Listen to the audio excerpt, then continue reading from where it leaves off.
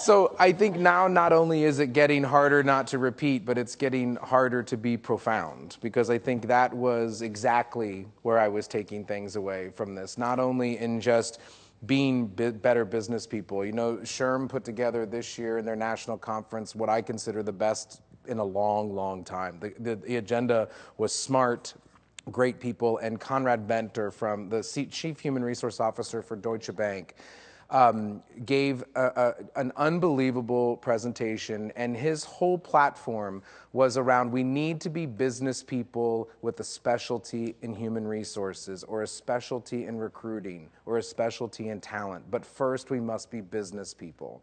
And I think as leaders, we have to understand how important it is to talk about how our talent drives our profitability, drives our innovation. We are nothing without our people. There's very few companies who have something that can run without people, to your point earlier. And you know, yeah, we can be people, but if we lead with that soft, well, it's the right thing, I'm really not interested in that as I become more and more interested, you know, in leadership. It's not because I'm a people person. It's because people are my number one asset, right? And I think that takes a business perspective to understand how to motivate, how to make sure they're as productive as they can be, and that may be tapping into their passion. And if I can deliver both of those things, then we've done our job. That's a movement, but it really shouldn't be. It's sort of the basics, if you think about it, right? So could listen to you all day long. Let's just finish the line and give Hoyt the hardest one. Well, I think as I've sat here through the day, one, I've greatly enjoyed the conversation, because I'm generally one of those people who is profoundly disgusted by the level of apathy in our profession. I'll just put that out there. I think 9 in 10 professionals in our profession shouldn't be in our profession. And unfortunately, those 9 will continue to survive, and the one that should will be the person who exits our profession. It's just the way it plays out. I'm just trying to do the math here. I'm like, who's the one? Like which one of us is going, right?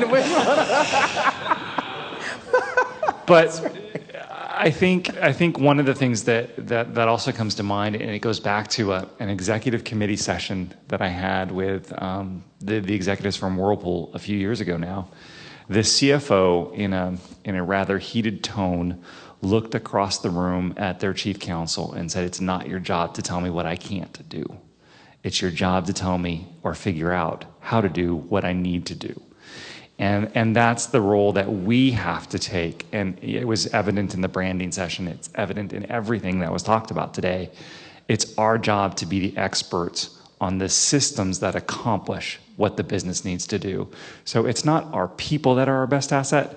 It's the systems that enable us to tap people that are our best asset. And that's really where our expertise has to show. When it comes to branding, if we're going to go with a corporate brand and we're going to build an employment brand, we have to be able to systemically deliver an experience to a group of employees. And that comes back to management practice. If we don't have routine management practices guided by some overarching philosophy, and every manager doesn't buy into that philosophy and execute to it, we can't deliver a consistent employment experience.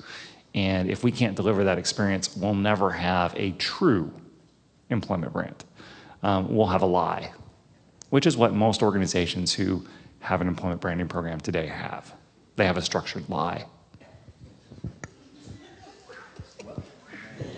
That's pretty damn profound. Top that. Top that, China. Okay, so I'm not at all disgusted. I am a champion and an advocate for HR professionals. When you think about, and I'm honored to get to hang with HR people, and I'm complimented beyond words when people mistake me for one, right? I mean, that's extraordinary to me. The majority of HR folks in the United States, and so probably around the world, work in small organizations with less than 500 employees. So there's 1 or 2 of them if they're lucky.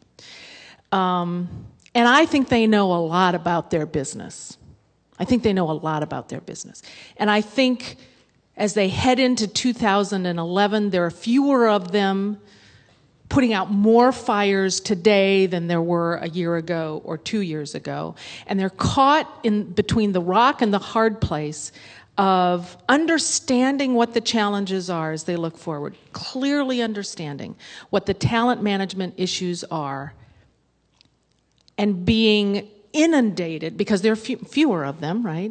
And being inundated with new legislative agendas, new federal and state and local regulations that make it impossible, from just a human capacity perspective, to be able to really put the brain power and the time in to be doing that strategic look forward, when if they don't do the tactical, administrative, regulatory, legislatively mandated stuff, somebody goes to jail and it might be them, right?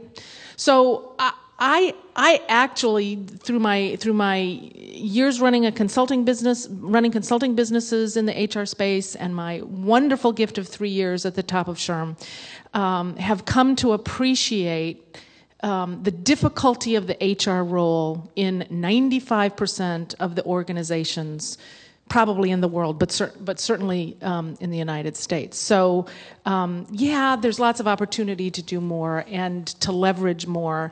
I think that most of them have that stupid seat at the table. They just don't know it, and the learned helplessness that Jason spoke about this morning, I think is the biggest opportunity to impact our profession, is to sort of break that cycle of sort of helplessness. Leadership has to do that in partnership with HR. And the kind of the statistics, Master, that you talked about, that's the ticket in, right? That really is the confluence of the business need and the HR profession and the talent management profession coming together with a sense of urgency that you cannot look away from statistics like that. So, sorry, that's my response to Master. So I had 4 things that I kind of big takeaways for me, so okay. I might take 4 minutes instead of 2. No, he's in the hot seat. Mr. Brand over there. Yeah. Right? He had the easy part, right?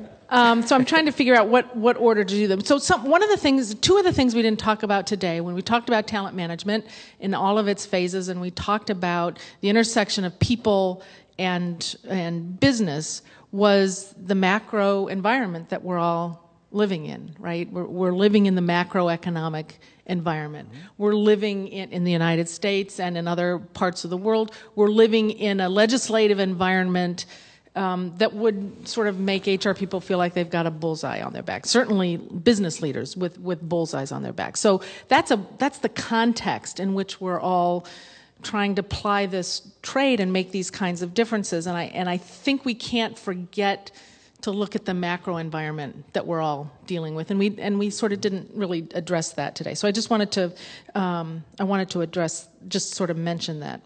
I think as it relates to our experience here in this room and streaming all over the world, I think that Monster and recruitingblogs.com have sort of turned the conference business on its ear today. And I think that's a wonderful thing. I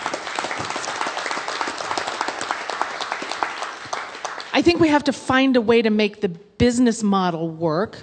Having, sort of 70 paying customers and millions of not paying customers probably is not a business model that's sustainable for a long time. But I think the bar has been set here through the collaboration of everybody on the stage and the great folks at recruitingblogs.com and recruiter.com and all of the wonderful sponsors that have sponsored this day. And so I'm really, having been in the conference business for a little bit, I'm really interested to see the high-end conference. Yeah, how this $1,500 how this proliferates, and what the next iteration of this experience is going to be. So that I find that really, really exciting. Then the other 2 points I wanted to mention, I was really, the thing that I'm going to take away and really think about is something that Chris said this morning. when he talked about the stories and answering the question, why do you work here, as opposed to what do you do here? And when you juxtapose that next to Master's conversation about how the notion of a job is really, long past its prime and ought to be killed. Maybe you didn't say it quite like that, but I think that's what you meant. That makes Chris's statement around engaging employees with, why are you here? Why are you aligned with this brand? Why are you aligned with this work? Being much more important. And certainly research would show us that that's certainly the case with lots and lots of workers these days. But why are you aligned with this brand, as opposed to what are you doing for the brand? I'm going to think about that for a lot. I mean, that has profound implications for all kinds of strategy, not just recruitment strategy. So I'll finish with another sort of, I'm a big fan of HR. I think you used the word noble. It's a noble profession. And I really agree with that. We're all people. And yeah, they were people before they were resumes. But they're also our employees. And they're the people to whom we entrust the future of our business, to whom we entrust the future of our brand, to whom we entrust the future of our innovation, and to whom we entrust the most important thing we've got, our customers. And if that isn't a noble profession, boy, I don't know what is. So, top that. Absolutely, right? See?